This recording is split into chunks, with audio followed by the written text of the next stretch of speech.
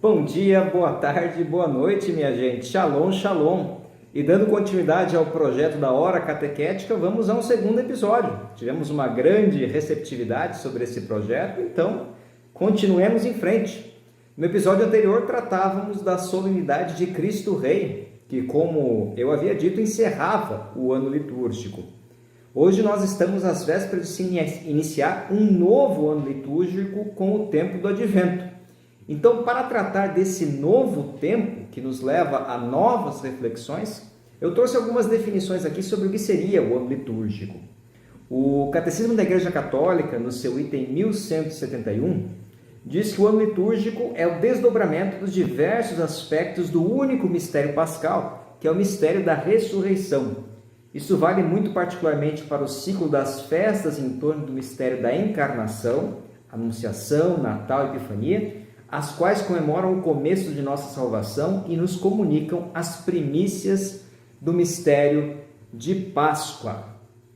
Ainda sobre esse ano litúrgico, eu trouxe aqui a Constituição do Concílio Vaticano II sobre a Sagrada Liturgia.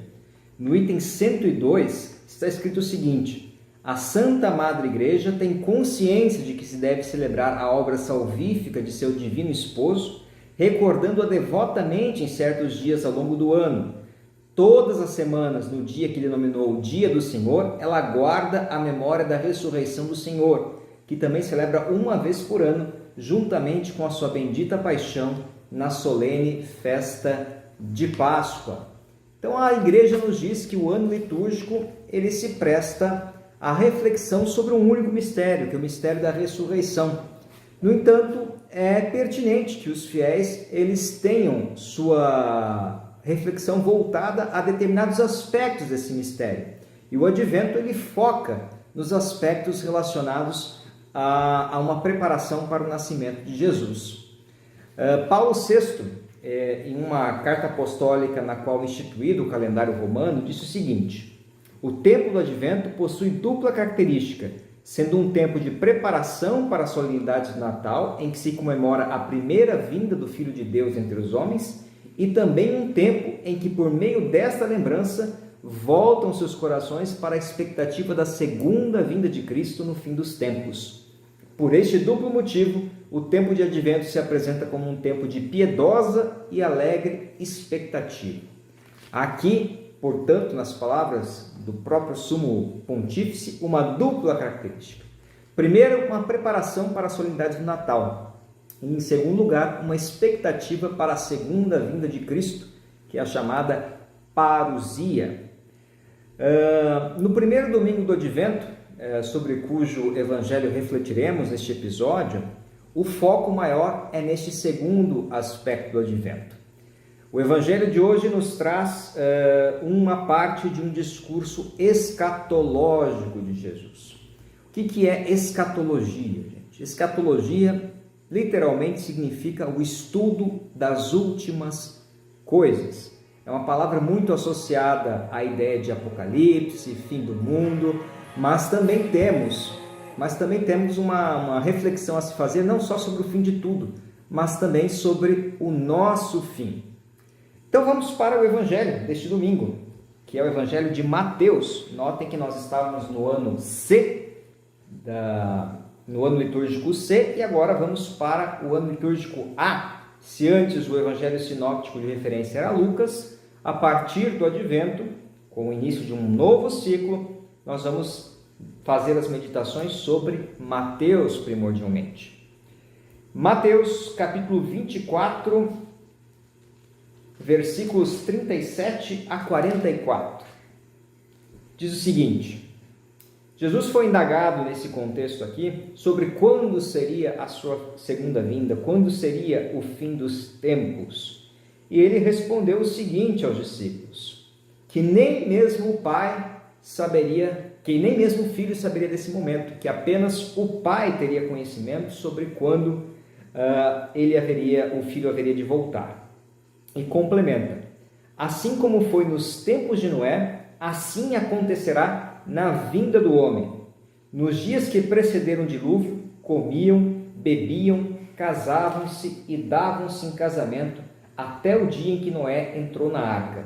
E e os homens de nada sabiam, até o momento em que veio o dilúvio e os levou a todos. Assim será também na volta do Filho do Homem. Jesus começa o Evangelho em resposta ao questionamento sobre sua segunda vinda, sobre o fim dos tempos, fazendo uma referência àquilo que seus apóstolos conheciam, as Sagradas Escrituras, o Antigo Testamento, e compara o dia de sua segunda chegada com a vinda do dilúvio.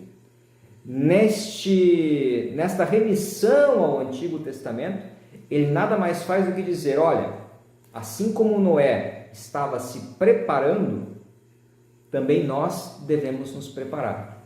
No entanto, ele também faz uma ressalva: todos os outros no entorno de Noé não estavam se preparando e não atentaram às pregações de Noé e foram vitimados pelo dilúvio. Mas Jesus não se basta em um exemplo que para os judeus era histórico. Ele traz aqui agora, para exemplificar como seria o dia de sua segunda chegada, exemplos do cotidiano. Ele prossegue: 2 homens estarão no campo, um será tomado, o outro será deixado. 2 mulheres estarão moendo no mesmo moinho, uma será tomada e a outra será deixada. E dá um alerta: vigiai, pois, porque não sabeis a hora em que virá o Senhor. Então, ele nos traz agora exemplos do cotidiano da época dele. 2 homens no campo, um será tomado, a outra será levada. O outro será levado. 2 mulheres no moinho, uma será tomada, a outra será deixada. O que quer dizer que não existe escapatória para essa segunda vinda, o que também nos remete à ideia de que devemos estar vigilantes sobre o fim dos tempos. E na sequência, depois de utilizar um exemplo histórico, um exemplo do cotidiano, ele introduz aqui uma parábola. Sabei que, se o pai de família soubesse em que hora da noite viria o ladrão, vigiaria e não deixaria arrombar a sua casa. Por isso, estai também vós preparados, porque o Filho do Homem virá numa hora em que menos pensardes. Bom, esta parábola aqui, ele compara todos nós ao dono de uma casa. E que o dono de uma casa, justamente por não saber quando os ladrões vêm, quando o ladrão vem, o dono da casa deve estar sempre vigilante para a possibilidade de que essa casa seja arrombada. Então, algo de interessante aqui é este verbo vigiai. É necessário que nós nos mantenhamos vigilantes sobre o fim dos tempos. O que nós notamos aqui nesse discurso de Jesus, nesse discurso escatológico, é uma ênfase muito grande no chamado juízo final, o julgamento geral da humanidade, em que os justos serão postos à direita de Deus e os ímpios à sua esquerda. No entanto, nós católicos não cremos apenas no juízo final.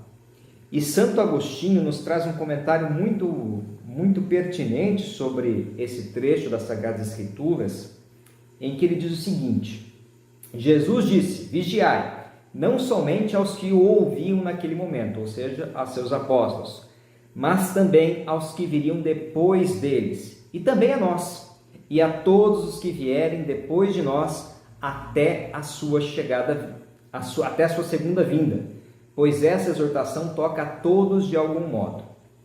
Aquele dia chega para cada um de nós quando chega o momento de sair deste mundo, e tal como o homem for encontrado neste momento, assim será julgado. Portanto, todo cristão deve vigiar, para que a vinda do Senhor não o encontre despreparado, e estará despreparado para o dia de sua vinda aquele a quem o último dia da vida encontrar despreparado.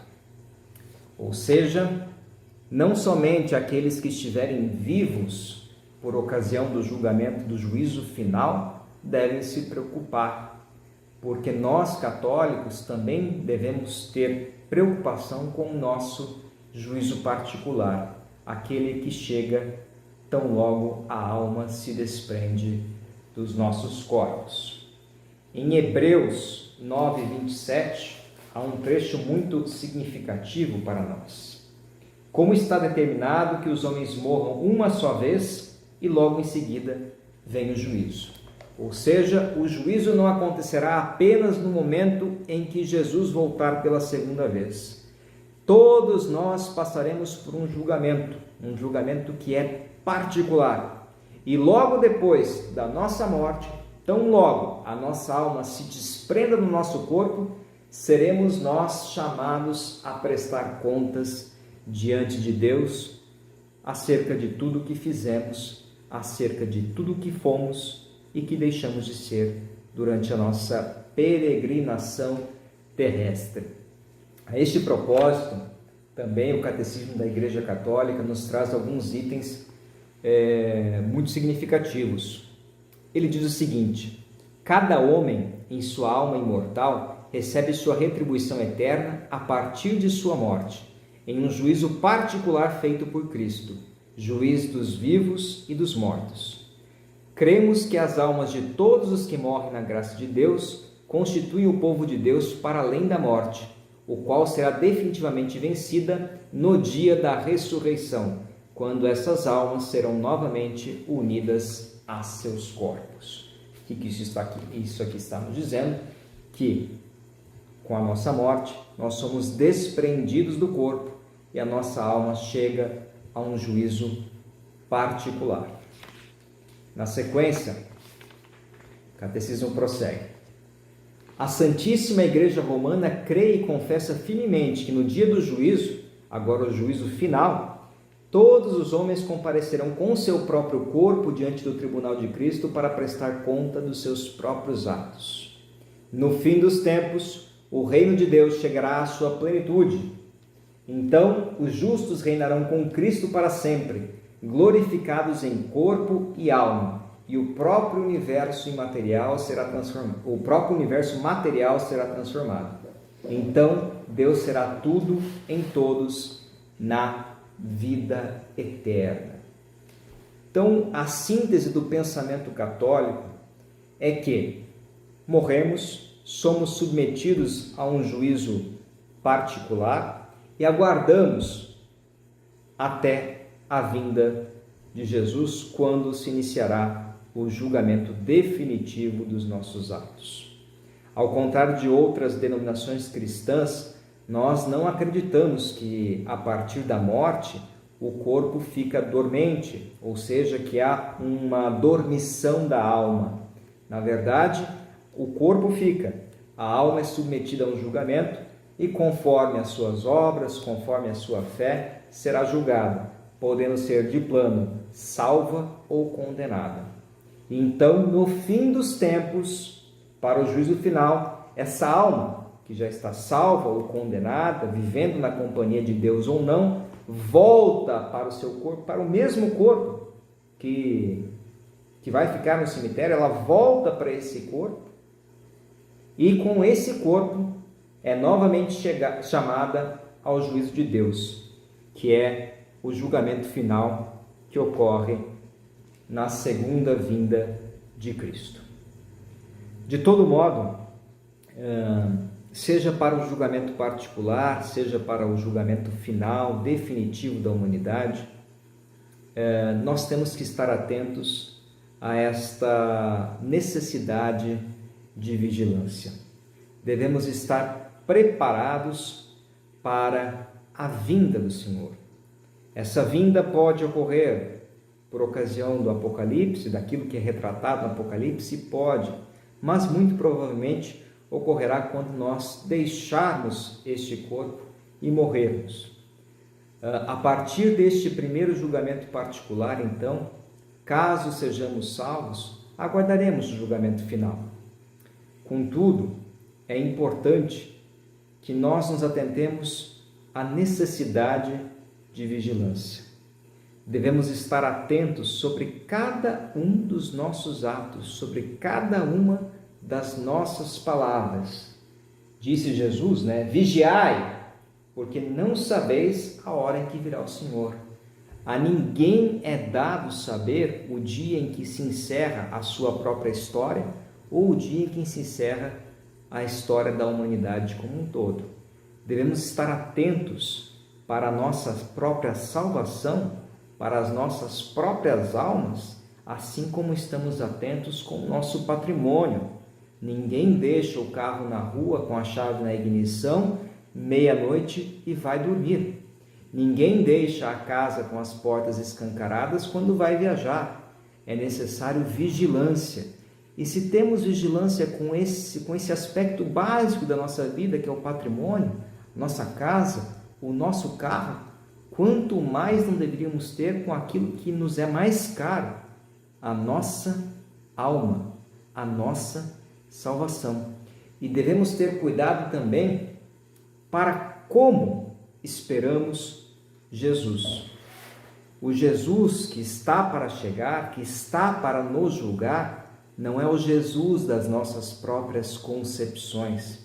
Nós não estamos falando aqui de um Jesus que pode ser encontrado como um guia de autoajuda. Não, nós estamos falando do Jesus descrito na Bíblia, do Jesus que fundamentou a fé de todos os cristãos ao longo de 2000 anos, desde a sua encarnação. Então, estejamos atentos à palavra, estejamos atentos aos mandamentos, estejamos atentos a tudo aquilo que Cristo espera de nós. Do contrário, podemos ser mais um daqueles que apontaram o dedo para Noé enquanto ele pregava a conversão e fazia a arca, mas que chegando o dilúvio foi morto. Podemos ser desses. Ou então podemos nos preparar assim como se preparou Noé. A arca, no caso, em que nós vamos entrar por ocasião do nosso julgamento, não é uma arca de madeira. É uma arca que se reveste da nossa própria alma. E a depender daquilo que fizermos ou deixarmos de fazer, essa arca pode chegar a nos resgatar, ou então a inexistência dessa arca pode nos levar para a destruição. Por isso, neste domingo em que se inicia o tempo do advento, esse tempo em que nos preparamos para a chegada do Senhor, o verbo que deve ficar em nossa mente é esse: vigiar. Pecar é muito fácil, cair é muito fácil.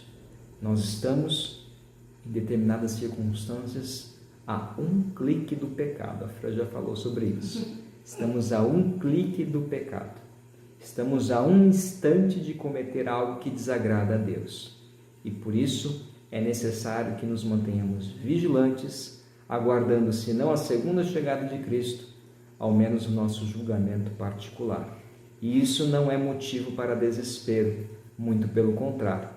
É motivo para que nos alegremos, porque uma vez salvos, estaremos em plena comunhão com Deus, aquele que nos amou por primeiro. Tchau, tchau.